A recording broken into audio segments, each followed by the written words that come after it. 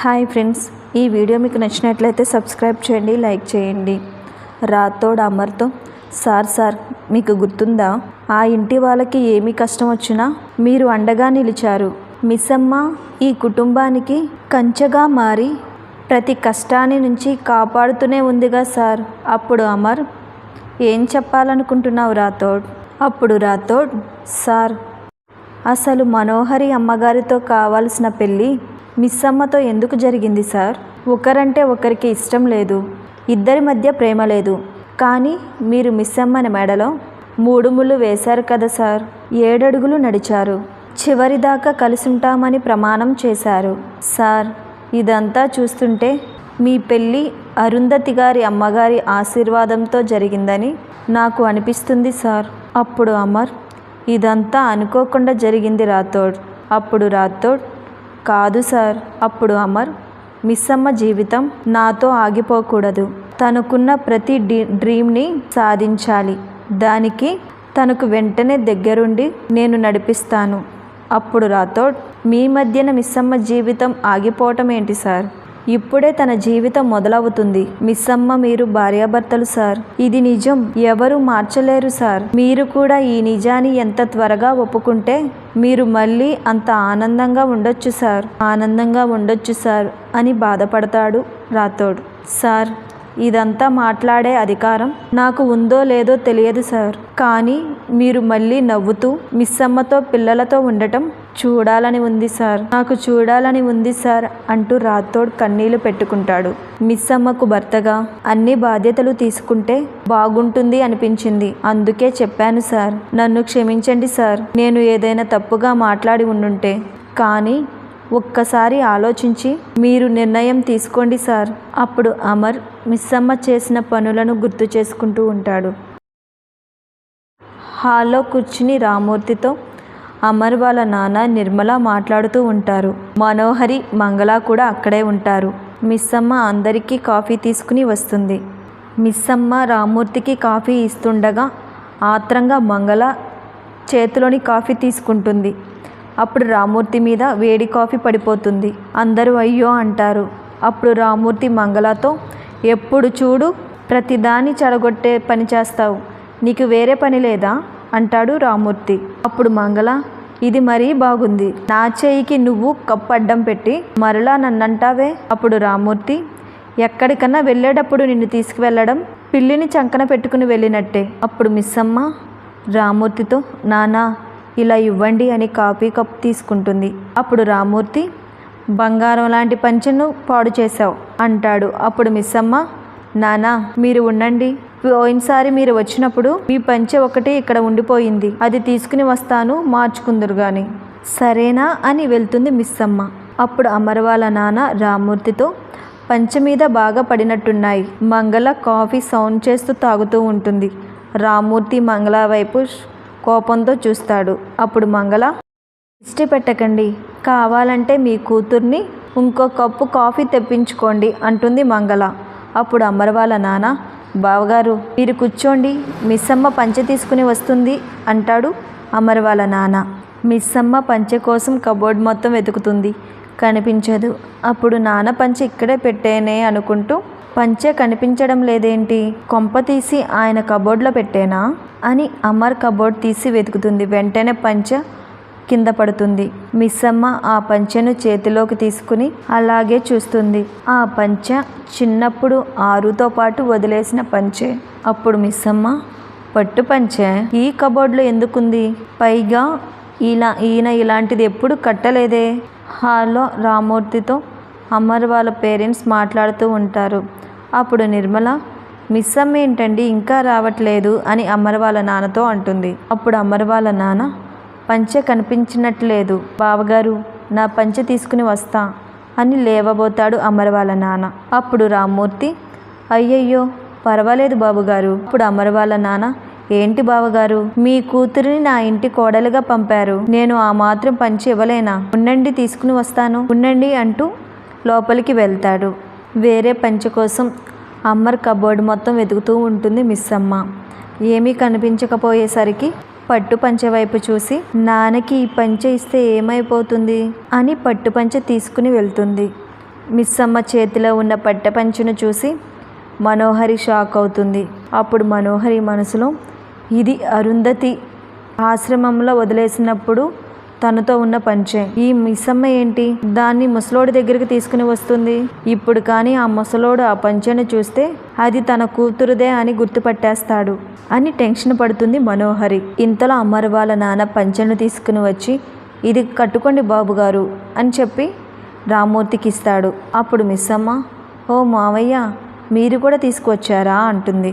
అప్పుడు మిస్సమ్మ, నాన్న పంచె కనిపించలేదు, ఈ పట్టు పంచె ఉంటే తీసుకుని వచ్చాను. అప్పుడు రామ్మూర్తి, పట్టు పంచె కట్టుకునే వయసమ్మా నాది, భలే తీసుకొచ్చావమ్మా అని నవ్వుకుంటూ, ఎక్కడి నుంచి తీసుకొచ్చావో అక్కడే పెట్టే అని రామ్మూర్తి పట్టు పంచెను పట్టుకుంటాడు. అప్పుడు మనోహరి మనసులో, గుర్తుపట్టేశాడు అని టెన్షన్ పడుతుంది. రామ్మూర్తి షాక్ అవుతూ అరుంధతితో పాటు పంచెను వదిలేసిన జ్ఞాపకాలను తలుచుకుంటాడు. అప్పుడు రామ్మూర్తి ఆ పట్టు పంచెను గుర్తుపట్టి చేతిలోకి తీసుకుని కుర్చీలో కూలబడిపోతాడు. నాన్న ఏమైంది అంటూ మిస్సమ్మ కంగారు పడిపోతుంది. నిర్మల అమర్ వాళ్ళ నాన్న ఏమైంది బావగారు అంట కంగారు పడిపోతారు. ఏం జరిగింది అని నిర్మల అడుగుతుంది. బావగారు అంటూ అమర్ వాళ్ళ నాన్న టెన్షన్ పడిపోతూ ఉంటారు. మిస్సమ్మ కంగారుతో ఏమైంది నాన్న ఏమైంది అంటూ అడుగుతుంది. రామ్మూర్తి ఏం సమాధానం చెప్పడు, షాక్ అయిపోతాడు. మిస్సమ్మ ఏమైంది నాన్న ఏమైంది అని అడుగుతూ ఉంటుంది. అప్పుడు రామ్మూర్తి ఏమీ మాట్లాడకుండా పంచెను చూస్తాడు. అప్పుడు గట్టిగా మిస్సమ్మ నానా అని అరుస్తుంది. అప్పుడు రామ్మూర్తి నా బిడ్డ అంటూ సడన్గా కుర్చీలో నుంచి లేగుస్తాడు. నా బిడ్డ అంటూ చుట్టూ చూస్తాడు. అప్పుడు మిస్సమ్మ ఏమైంది, ఎందుకు ఇలా అయిపోయారు? అప్పుడు రామ్మూర్తి అమ్మా ఈ పంచె నీకెక్కడిది? అప్పుడు మిస్సమ్మ ఆయన కబోర్డ్లో ఉంది నాన్న, ఇంతకుముందు నేను ఎప్పుడూ చూడలేదు, ఆయనదేమోనని తీసుకుని వచ్చాను. అప్పుడు రామ్మూర్తి కంగారుగా బాబుగారు ఎప్పుడొస్తారమ్మా? అప్పుడు మిస్సమ్మ లేట్ అవ్వచ్చని చెప్పారు నాన్న. ఏమైంది, ఎందుకలా అలా అడిగారు, ఏమైంది? అప్పుడు రామ్మూర్తి కన్నీళ్లతో ఏం లేదమ్మా, ఊరికే అడిగాను. సరే నాన్న, ఈ పంచెను మీరు పైకి వెళ్ళి మార్చుకుని రండి అని అమర్ వాళ్ళ నాన్న తెచ్చిన పంచెను ఇస్తుంది. ఆ పట్టు పంచెను రామ్మూర్తి దగ్గర నుంచి తీసుకుంటుంది మిస్సమ్మ. అప్పుడు అమర్ వాళ్ళ నాన్న బావగారు నా రూముకి రండి వెళ్దాం అని తీసుకువెళ్తారు. రామ్మూర్తి అమర్ కోసం బయట వెయిట్ చేస్తూ అటు ఇటు తిరుగుతూ ఉంటారు. గేట్ వైపు చూస్తూ ఉంటాడు. ఇదంతా అరుంధతి గుప్తా చూస్తూ ఉంటారు. అప్పుడు అరుంధతి, గుప్తా గారు ఆయన ఇందాకటి నుంచి ఎందుకు అటు ఇటు తిరుగుతూ ఉన్నారు? అప్పుడు గుప్తా, బాలిక నీవు సరిగ్గా గమనించినట్టు లేదు, ఆ మానవుడు అటు నుంచి ఇటు మాత్రమే కాదు ఇటు నుంచి అటు కూడా తిరుగుతూనే ఉన్నాడు అని నవ్వుకుంటాడు గుప్తా. అప్పుడు అరుంధతి హాస్యమా అంటుంది. అప్పుడు గుప్తా, నువ్వు పెట్టే చిత్రహింసలకు నాకు హాస్యమే తక్కువైనది. అప్పుడు అరుంధతి, అబ్బా అది కాదు గుప్తా గారు. అప్పుడు గుప్తా, మరి ఏమిటి ఆత్మగారు అంటాడు గుప్తా. అప్పుడు అరుంధతి, పాపం ఆయన బాధ చూస్తుంటే ఆయనకు వచ్చిన కష్టం ఏమిటో కనుక్కుని వెంటనే తీర్చాలని ఉంది. అప్పుడు గుప్తా, ముందుగా నీకున్న కష్టముల గురించి ఆలోచింపుము. అప్పుడు అరుంధతి సమాధానం లేని ప్రశ్నల వెంట పరిగెట్టి ఏమీ ఉపయోగం గుప్తా గారు అంటుంది. ఆయనకు నిజం తెలిసి కూడా చెప్పడం లేదంటే ఇంకా ఎవరు నా జన్మరహస్యం చెప్తారు? అప్పుడు గుప్తా, ఇదిగో నా భావోద్వేగంను గురిచేసి నా నుండి నిజం రప్పించుటకు ప్రయత్నం చేస్తున్నావు కదూ. అప్పుడు అరుంధతి అయ్యయ్యో కనిపెట్టేశాడు అనుకుంటుంది. అప్పుడు గుప్తా, ఇలాంటి మానవులను కోట్ల మందిని చూచితిని, ఈ ఉచ్చులో నేను ఎట్లా పడతాననుకుంటివి? అప్పుడు అరుంధతి, గుప్తా గారు నాకు ఒక ఈజీ డౌట్ వచ్చింది. అప్పుడు గుప్తా, నీకు సందేహం రాని ఎనడ సందేహం కాని సందేహము వచ్చినచో సందేహమేలా, నీ సందేశమును సంధింపుము అంటాడు గుప్తా. అప్పుడు అరుంధతి, వామ్మో సందేహం తప్ప నాకేమీ అర్థం కావలేదు గుప్తా గారు. అప్పుడు గుప్తా, సందేహములు ఉన్నవారికి అసలు నీ సందేహం ఏంటో సంధింపుము అంటాడు గుప్తా. అప్పుడు అరుంధతి, ఇప్పుడు వాళ్ళ కూతురు తప్పిపోయింది, నన్ను నా కన్నవాళ్ళు వదిలేశారు కదా. గుప్తా అరుంధతి వైపు చూస్తాడు. అప్పుడు అరుంధతి, అదే గుప్తా గారు మిస్సమ్మ వాళ్ళ అక్క, ఇప్పుడు వాళ్ళ కూతురు సరస్వతి మేడం దగ్గర ఉంది, నేను కూడా అక్కడే పెరిగాను కదా, నేనే ఆ అమ్మాయిని ఎందుకు కాకూడదు? ఆ మాట వినగానే గుప్తా షాక్ అవుతాడు. అప్పుడు అరుంధతి, ఒక్కసారి ఆలోచించండి. అదే నిజమైతే చిన్నప్పుడు విడిపోయిన నేను భాగమతి ఒకే రేడియో ద్వారా కలుసుకుని మళ్ళీ కలిసిపోతున్న టైంకి నేను చనిపోయానన్నమాట. గుప్తా షాక్ అవుతాడు. అప్పుడు అరుంధతి, నా కుటుంబం కష్టాల్లో ఉంటే నా చెల్లె నా ఇంటికొచ్చి నా కుటుంబాన్ని కాపాడుతుందన్నమాట. గుప్తా గారు, నా స్థానంలోకి మళ్ళీ నా రక్తమే వచ్చి ఆయనతో నేను మొదలుపెట్టిన ప్రయాణాన్ని నా చెల్లెలు కంటిన్యూ చేస్తుంది. అబ్బబ్బబ్బా, చెప్పడానికి వినడానికి ఎంత గ్రాండ్గా ట్విస్టులతో ఎంత అద్భుతంగా ఉంది గుప్తా గారు అని అరుంధతి నవ్వుకుంటుంది, సంతోషపడుతుంది. ఆ మాటలకు గుప్తా బాధపడతాడు. అప్పుడు అరుంధతి సంతోషపడుతూ, ఎలా ఉంది గుప్తా గారు? ఏమీ మాట్లాడాడు గుప్తా. అప్పుడు అరుంధతి, గుప్తా గారు అని అరుస్తుంది. ఏంటి, నేను సంబంధం గురించి మాట్లాడుతుంటే మీ నోటి మాట పడిపోయింది? అప్పుడు గుప్తా, అటులనే ఏమీ లేదు, నువ్వేదో కథలు చెప్తుంటే అది వినిచుంటిని బాలిక. పర్వాలేదు, చెప్పుము. పోని నేను ఒక పని చేయనా? పైన బ్రహ్మగారితో మాట్లాడి నీ మాటలకు అర్థం తీసుకొచ్చేదా? అందులో నీకు నచ్చిన విధముగా తోచిన విధముగా నీవే లిఖించుకొనుము. అప్పుడు అరుంధతి కోపంతో, అబ్బో, అంత వెటకారంలో ఎందుకులే గుప్తా గారు, ఏదో మాకనిపించింది, బాగుంటుందని చెప్పాము, నచ్చకపోతే వదిలేయండి. అప్పుడు గుప్తా మనసులో, అమ్మాయ, తప్పించుకుంటుని ఇచ్చటనే ఉన్నచో ఈ బాలిక వచ్చిన సందేహంతో అడుగు ప్రశ్నలకు నేను నిజము చెప్పినా చెప్పేదను, వెంటనే ఇచ్చట నుండి తప్పించుకోవడం శ్రేయస్కరము అని అనుకుంటాడు గుప్తా.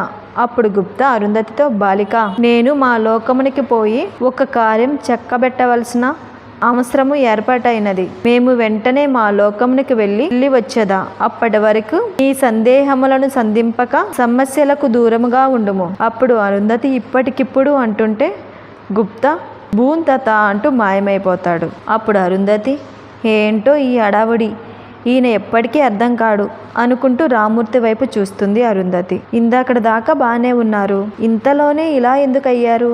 అసలు ఎవరి కోసం ఇంతలా చూస్తున్నారు? రామూర్తి గేట్ వైపు చూస్తూ ఉంటాడు. మనోహరి మంగళ మాట్లాడుకుంటూ ఉంటారు. మంగళ మనోహరితో, ఏంది, నువ్వు చెప్పేది నిజమా అంటుంది. అప్పుడు మనోహరి, అవును, ఆ ముసలోడు ఆ పంచెను చూసి గుర్తుపట్టేశాడు. అప్పుడు మంగళ, ఓ, అందుకేనా మనిషి ప్రాణం లేకుండా అయ్యిండు? మరి ఇప్పుడెందుకు కాలుగాలిన పిల్లి లెక్క అటు ఇటు తిరుగుతుండు? అప్పుడు మనోహరి, ఇంకెందుకు, అమర్ రాగానే పుట్టగానే తన కూతుర్ని పెట్టిన పంచే అమర్ దగ్గరికి ఎలా వచ్చింది అని అడగడానికి. అప్పుడు మంగళ నవ్వుతూ, అయితే నిజం తెలిసిపోయిందా అంటుంది. మనోహరి కోపంగా చూస్తుంది. అప్పుడు మంగళ, అదే నిజం తెలిసిపోయిందా అని అడుగుతున్నాను. అప్పుడు మనోహరి, అదే కదా నా టెన్షన్ కూడా. అమర్ని ఇంటికి రాకుండా ఆపలేం. ఈ ముసలోడికి ఏదో ఒకటి చెప్దామంటే నా మాట అస్సలు వినడు. అప్పుడు మంగళ మనసులో నవ్వుకుంటూ, మనోహరి తన అక్కను చంపిందంటే బాగీకి తెలవాలే నీకుంటుంది మనోహరి అంటూ నవ్వుకుంటుంది మంగళ. మిస్సమ్మ రామూర్తి కోసం బయటికి వస్తుంది. అప్పుడు అరుంధతి మిస్సమ్మని చూసి, అమ్మో, మిస్సమ్మ వచ్చేస్తుందే అని ఇప్పుడు ఎలా అంటూ చెట్టు వెనకాల దాక్కుంటుంది అరుంధతి. మిస్సమ్మ రామూర్తి దగ్గరికి వచ్చి గేటు వైపు చూస్తూ ఉంటుంది. నానా అంటుంది. రామూర్తి కన్నీళ్లు తుడుచుకుంటూ, ఇంత దూరం వచ్చిన ఆయన ఇంట్లోకి రాకుండా ఉంటారా చెప్పండి, లోపలికి రండి నాన్న. అప్పుడు రామూర్తి, రాలేనమ్మా. అప్పుడు మిస్సమ్మ, ఏమైంది నాన్న మీకు? ఎందుకు చాలాసేపటి నుంచి ఇక్కడే ఆయన కోసం ఎదురు చూస్తూ ఉన్నారు? ఇంటికి వచ్చినప్పుడు బాగానే ఉన్నారు కదా, ఉన్నట్టుండి ఎందుకు ఇలా అయిపోయారు? ఉలుకు పలుకు లేకుండా ఇక్కడే నుంచుని ఉన్నారు, ఏమడిగినా సమాధానం చెప్పడం లేదు. అప్పుడు రామూర్తి బాధపడుతూ, ఆ సమాధానం కోసమే ఎదురు చూస్తున్నానమ్మా. అప్పుడు మిస్సమ్మ, సమాధానం కోసం ఎదురు చూడడం ఏంటి నాన్న? అప్పుడు రామూర్తి, అల్లుడు గారు వచ్చాక అన్ని వివరాలు తెలుస్తాయి, నువ్వు వెళ్ళు. అప్పుడు మిస్సమ్మ, అది కాదు నాన్న, కనీసం లోపలికి వచ్చాయినా కూర్చోండి. అప్పుడు రామూర్తి, వచ్చిన నా మనసులోని ఆలోచనలు, నా సమాధానం లేని ప్రశ్నలు నన్ను ప్రశాంతంగా ఉండనివ్వమ్మా. రాలేను, నువ్వు వెళ్ళు తల్లి, అల్లుడు గారు వచ్చాక నేను కూడా వస్తాను.